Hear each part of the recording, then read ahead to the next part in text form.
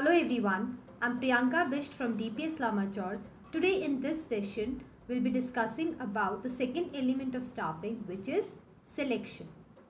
Now, what does selection means? Selection can be defined as discovering most promising and most suitable candidates to fill up the vacant job position in the organization. So as we have already learned and we already know, at the end of the recruitment function where the organization receives large number of applications of the candidate, selection process begins at this stage by screening the application. So we have discussed already that selection is a negative process because in selection process the number of rejected candidate is more than the number of selected candidate. So in selection process the various steps are performed. First is preliminary screening. So preliminary screening is done to eliminate unqualified and misfit candidates based on the information supplied in application form. Next step is selection test. The organization prefer to conduct written tests to find out the practical knowledge of the candidates. So this type of test is conducted according to the requirement of the organization. The common types of tests conducted by the organizations are: first is intelligence test. So this is a kind of psychological test which is used to measure the level of intelligence quotient, which is known as IQ, of an individual. So this test is basically an indicator of judging the person's ability to take decisions and judgment. Second is aptitude test. This test is conducted to find out the potential of learning new job in the candidates. How quickly the candidates can learn new skills and new job.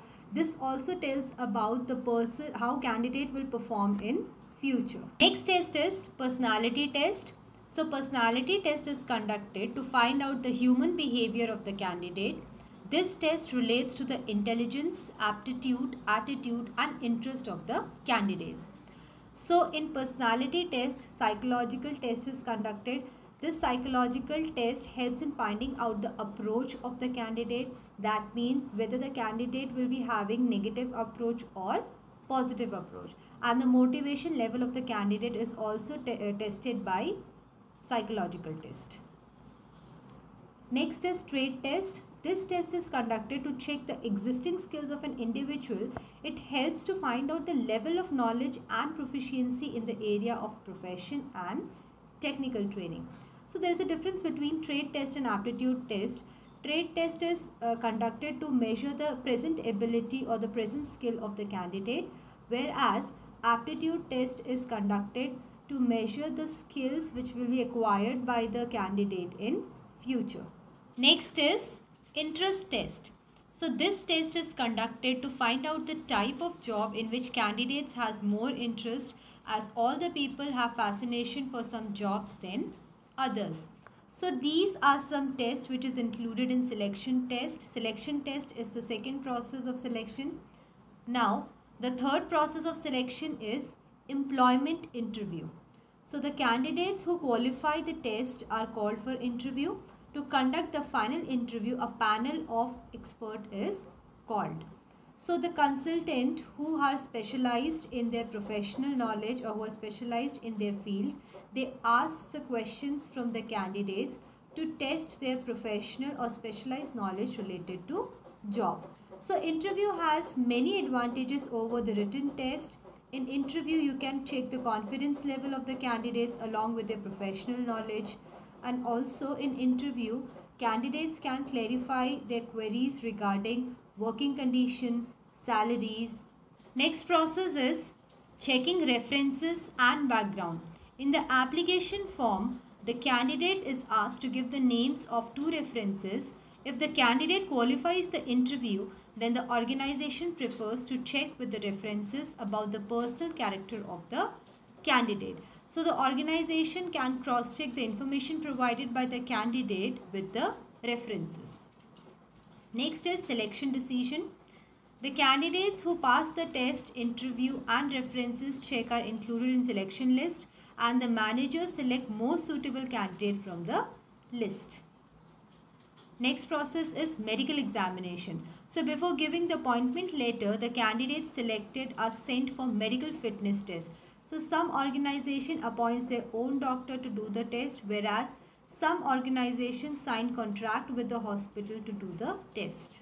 Next process is job offer. The applicants who clear the medical test are given job offer through letter of appointment. In the letter, the date of joining, terms and conditions of job, etc. are mentioned. So generally, a reasonable time is given to the candidates to join the organization. And the last process is contract of employment. So when the candidate accepts the job offer, it refers to signing of contract of employment. While signing the contract of employment, the employer and the candidate exchange certain documents. So the content of contract of employment basically includes leave rules, working hours, probation period, pay, allowances, responsibilities, job title duties, etc. Now the third element of staffing is training and development. So training and development basically focuses on the overall growth of the employees.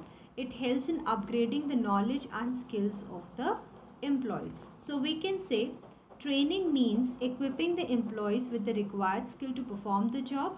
The candidates are sent for training so that they can perform the job in the expected manner. For example, if an accountant is sent to learn the new accounting software so that he can prepare the books of account more faster and accurate, it is called training. Whereas if he has sent to attend the orientation program to improve his motivational and conceptual skill, then it is known as development. So here are some benefits of training and development for the organization. First benefit is reduced learning time. So a trained employee takes less time to learn a new job as compared to the untrained employees. As a result, there is less wastage of resources and more productivity of the organization. Next is better performance. So the performance of a trained employee is always better than the untrained employees, as in the training programs, the employees' capabilities and abilities are improved. So here the performance of the trained employee is better. He also gets some experience of the work before he is actually assigned on the job. Now third is attitude formation. So training and development mold the employees to develop the positive attitude for the organization. Then is aid in or help in solving operational problem. So while performing various activities, the organization faces various problems such as lack of teamwork, dissatisfaction of employees, wastage of resources, etc. So by providing the operational level training to the employees, these problems can be solved. Next is managing manpower need. So sometimes the organization has specialized techniques of production, but the ready staff is not available. So in this case, the organization hire untrained people and train them with the required skill according to the need of the organization. And the last is it helps to adapt changes. So training and development helps the employees to adopt the environmental changes. Now next is benefits of training and development to the employees. So first benefit is training and development helps in building better career options for the employees. It helps the employees to earn more.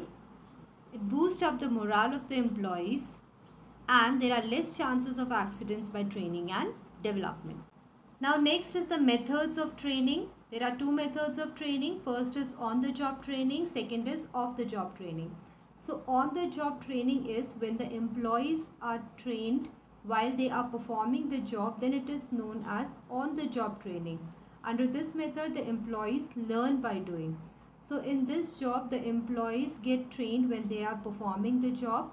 This method is more beneficial for technical job, and the advantage of this method is the employees can learn the practical problems while working on the job. Second is off the job training. So off the job training means training the employees by taking them away from their work position, which means employees are given a break from the job and sent for training. So this method is basically suitable for the managerial job. Now, the common and popular techniques of training under on-the-job methods are, First technique is apprenticeship program or training. The workers seeking to enter skilled jobs are sent for apprenticeship training program, which is an on-the-job method of training. So under this training program, a master, or we can say a trainer, is appointed to guide the learner regarding the skill of job. So here the trainer performs the job and the learner observes him performing. Next is internship. So internship is an agreement between the professional institutes and the corporate sector, where the professional institutes send their students to various companies so that they can practice the theoretical knowledge acquired by them through professional institutes. So in this training program, the organization gets the fresh talents, they get the fresh ideas and fresh knowledge students, or we can say candidates. So here the organization pay very less amount of salary, which is known as stipend. And the third technique is induction or orientation training. So induction or orientation is a process of receiving and welcoming an employee when he first joined the companies and giving him the basic information he needs to settle down quickly and happily and start work.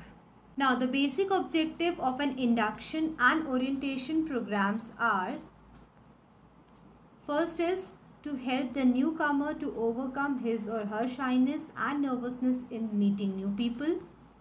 Next is to build up the confidence of new employee, to develop a sense of belongingness and loyalty, to develop cordial relationship between the newcomer and the odd employees and the superiors, to ensure newcomers do not form negative attitude towards the organization or the job, to give newcomers necessary information such as location of washroom, rest periods, cafeteria, leave rules, etc. Now, the common and popular techniques of training under off-the-job methods are vestibule school. So, vestibule school means duplicate model of organization.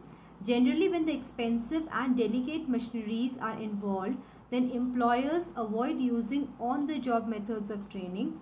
A dummy model of machinery is prepared, and instead of using original machinery, employees are trained on dummy model. So in this session, we have learned the two elements of staffing, which is selection and training. With this, we have ended this chapter. In the next session, we'll start with the new chapter. That's all for today. Thank you.